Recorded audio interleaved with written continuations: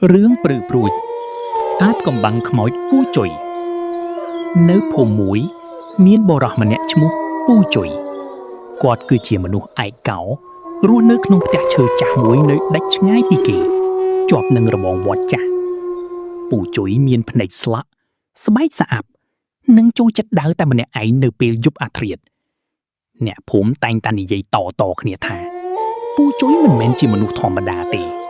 ព្រោះរាល់ពេលមានសត្វពាហនៈអ្នកភូមិងាប់ដោយគ្មានមូលហេតុគេតែងតែឃើញពូជុយនឹងក្បែរនោះជានិច្ចយប់មួយយុវជន3នាក់គឺសាក់ម៉ៅនិងបូរ៉ាបាននាំគ្នាទៅដាក់មងនៅបឹងក្បែរផ្ទះពូជុយខណៈពេលដែលពួកគេកំពុងរៀបចំមងស្រាប់តែមានខ្យល់បក់មកចាំងត្រជាក់ស្រេកសាក់និយាយថាអីយ៉ាយប់នេះខ្យល់ត្រជាក់ប្លែកមែនវីម៉ៅនិយាយថាកុំមាត់មើលចុះនោះពូជុយតើគាត់ធ្វើអីក្បែរគំនោសម្រានហ្នឹងពួកគេទាំង3នាក់បានលួកមើលឃើញពូជុយកំពុងអង្គុយច្រកកោងស៊ីអ្វីមួយយ៉ាងស្រេកឃ្លានសំឡេងខំខ្ទប់ធ្វើឲ្យពួកគេព្រឺសម្បុរខ្ញាប់ដោយក្តីចង់ដឹងសាក់បានបំបួលមិត្តភ័ក្តិលួបចូលទៅក្រោមផ្ទះពូជុយនៅថ្ងៃបន្ទាប់នៅក្រោមផ្ទះនោះពួកគេបានឃើញឆ្នាំងដីធំជាច្រើនដែលគ្រប់ចិត្តនៅពេលបើកមើលពួកគេស្ទើរតែសន្លប់ព្រោះក្នុងនោះសុទ្ធតែជាសំណល់ឆ្អិនសត្វនិងមានក្លិនស្អុយអាសូតស្រាប់តែសំឡេងដើរតុកចុះពីលើជណ្ដើរ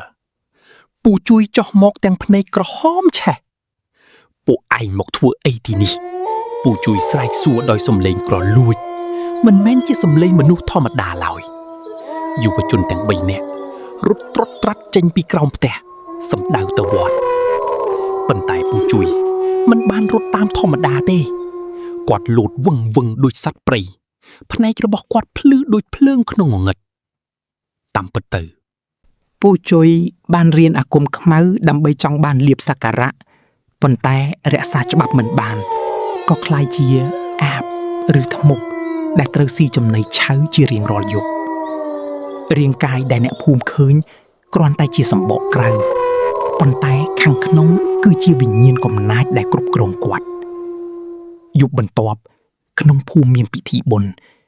ប៉ុន្តែស្រាប់តែភ្លើងដាច់ងងឹតស្លុបសំឡេងឆ្កែលូបន្លឺឡើងពាសពេញភូមិអ្នកភូមិម្នាក់ឈ្មោះតាតនកំពុងអង្គុយម្នាក់ឯងស្រាប់តែឃើញក្បាលមនុស្សមានពោះវៀនហោះកាត់មុខគាត់នោះគឺជាក្បាលពូជុយលោកតាអាចារ្យវត្តដែលដឹងរឿងនេះក៏បានហៅអ្នកភូមិឲ្យជួយគ្នា